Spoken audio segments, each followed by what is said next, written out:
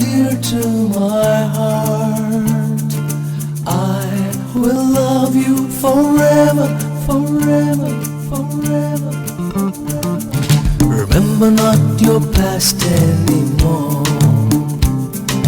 Something new I'm doing for you. WhatsApp రాసిన వాళ్ళు ఏ స్టిక్కర్లు అండి, ఈ స్టిక్కర్లు అండి.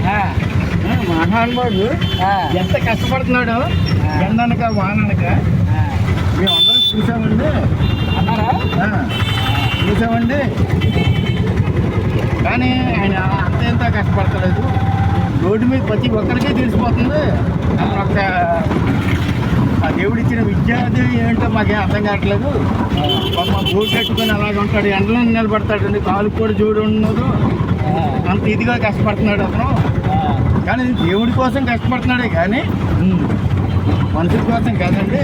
కానీ ఆయన చెప్పిన బోధనలు వినండి, ఇగో ఈ స్టిక్కర్ల ద్వారాగా. అదే నా వినపోదు.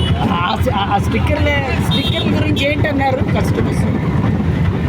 ఈ రాసిన వాళ్ళు చాలా గొప్పవాడు అయ్యి ఉండాలి, దేవుడి బిడ్డ అయ్యిండి చాలా గొప్పవాడు అయ్యి ఉండాలి అని చెప్పారు. చాలా మంది చెప్పారు. అవునా? Anyway, what was blessed and mighty.